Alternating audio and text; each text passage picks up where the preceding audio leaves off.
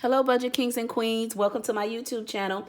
My name is Budgets with Elma, and on my channel, we do cash stuffing, budget with me, overview of our monthly calendar.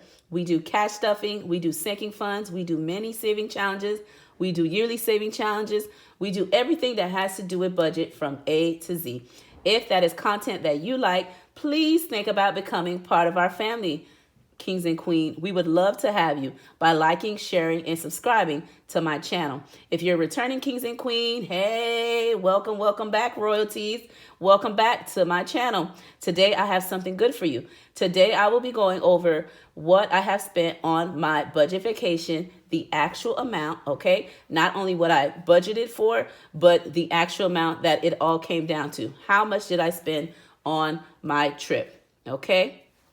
Also, I will be going over some tips on how to plan your next vacation, whether that's with your family or whether that's for you individually. We're going to talk about some steps that'll help you, key steps that will help you achieve planning your ideal trip and staying within a budget. So if that's something you would like, stay and watch what I have for you, okay? So I have went ahead and wrote a couple of things to save us some time, okay?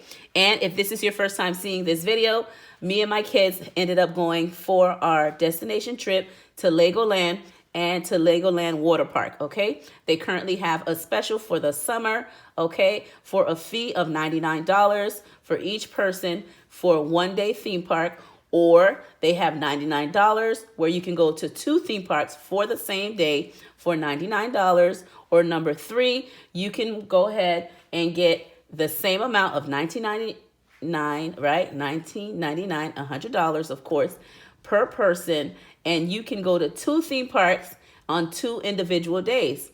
Okay, and so that's what me and my family decided to do since we were going to be there for quite some time. Okay, but before I get to the actual numbers, I want to go over the steps that I have taken to achieve planning my trip. And I think it'll be helpful for you as well, not just now, but in the future of planning your trip.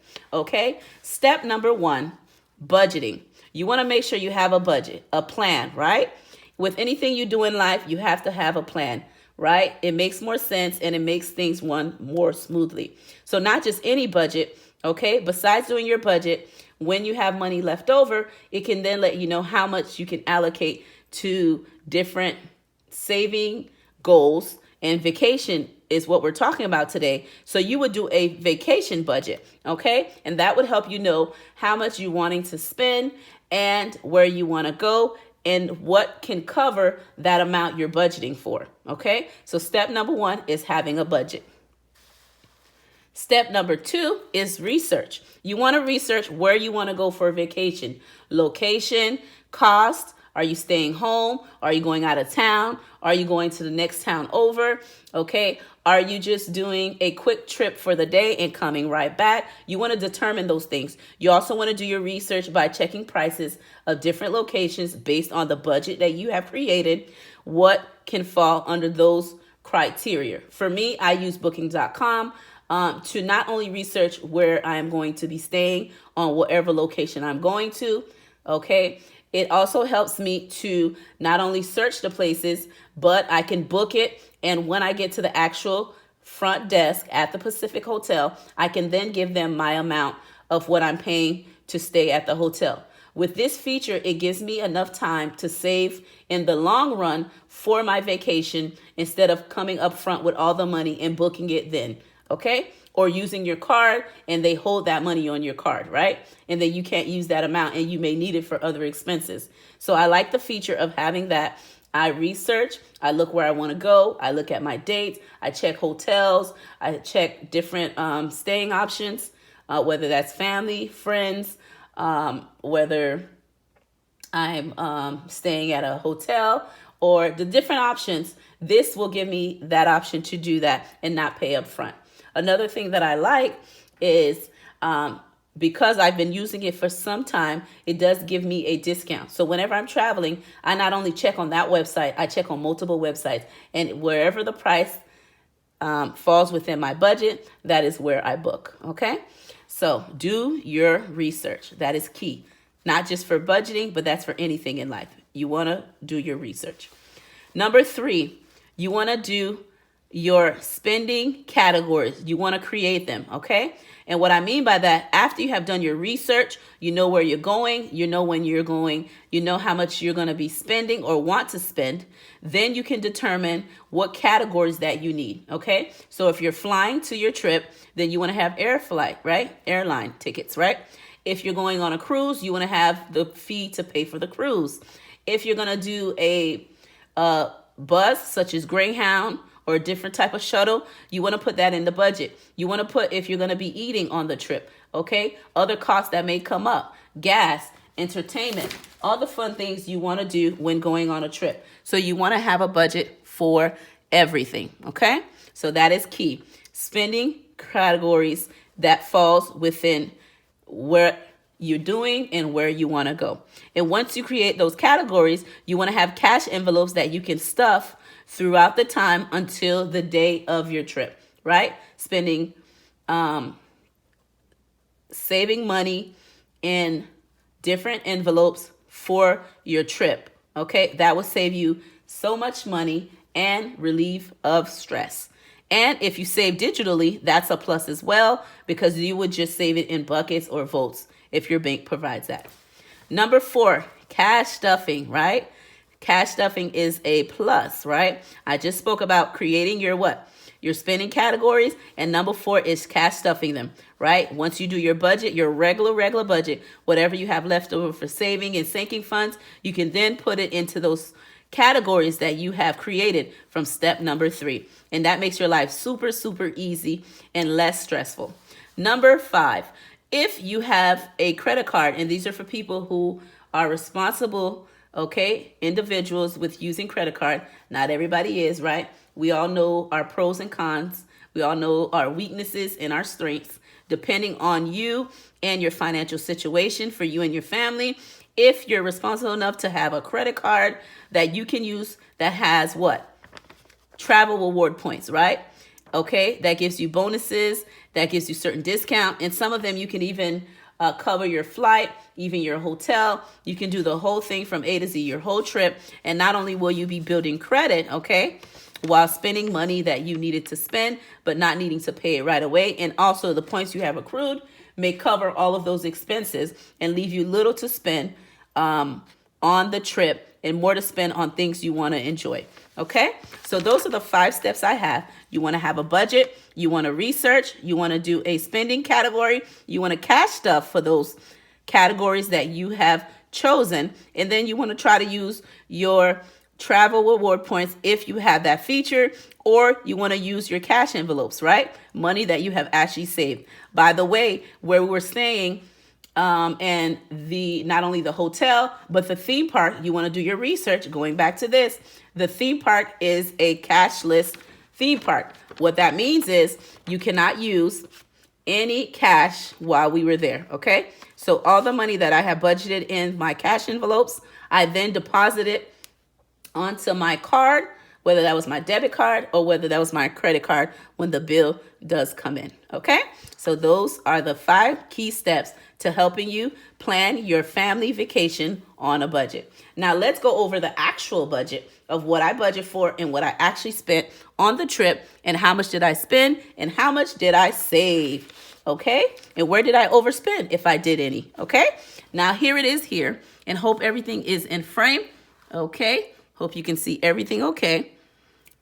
All right. So for my vacation, as I mentioned, my family went to Legoland and Legoland Water Park.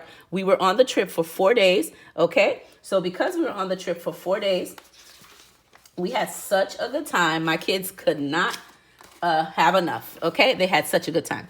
So we're going to go over the numbers. Okay. So right here, I wrote a couple of things ahead of time to save us time, okay, because I am going to be going to work very shortly.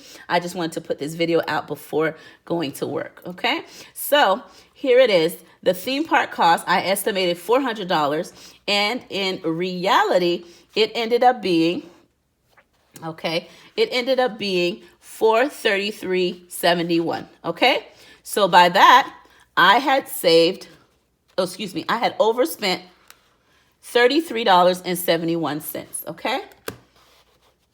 And what I do is I take the $400 that I budgeted for, minusing the actual amount that I spent, and it says I have a negative of $33.71 for my spending, okay? For the hotel, I budgeted $259, but because I use booking.com all the time, I ended up spending $259 minus $207.56. I have a plus of $51, okay? The next one is for gas. I budgeted gas for $100, but I only put $52 because my gas tank already had gas, number one. And number two, I only had to put gas to come back home, okay? So when I take from $100 of $52 that I actually spent, that gives me a plus of $48, okay? For my toll, I left it just as that because I just leave the money on my SunPass account and it just got deducted. So I'm keeping that the same, okay? For my food and drinks and groceries and eating out, of course, on the trip for a family of 4 because my hubby didn't go, out of $200, we only spent $146, okay, and 7 cents. And what I mean by that, we ate at the theme park 2 times and we went out to eat after coming from the Barbie movie, okay? But I haven't gotten to that category yet. But for total of spending, we did $146.07 and we had a plus of $53. So that's great, okay? For entertainment, I budgeted $60, but I knew we were going to go to the movies on our vacation because I wanted to see the movie. So out of $60, I minus $56.84, and that gave me a plus of $3.16 left over. Okay, for souvenirs, I budgeted $50, okay, and I ended up spending only $27.82 on a gift for my husband so we could bring back home since he didn't go with us. So that is a plus of $22.18, okay? For shopping, and I'm going to move this up just a little bit so you can see everything, hopefully. For shopping, I budgeted $100 just in case we needed anything extra, okay? And I only spent $18, okay? And that was just to pay for a locker at Legoland to put our personal things when we went on either the theme park or any of the water parks or needed to put our purses, our cell phones, anything like that. So we did rent a locker. And so we only spent $18, okay? And out of that, we had $82 plus, okay? Which is a good thing. And last but not least, the theme park parking, I budgeted $40. And I only parked there for one day just to get a feel of the place. And the next day, we actually walked over, okay? But the hotel that I stayed do provide shuttle to all the theme parks.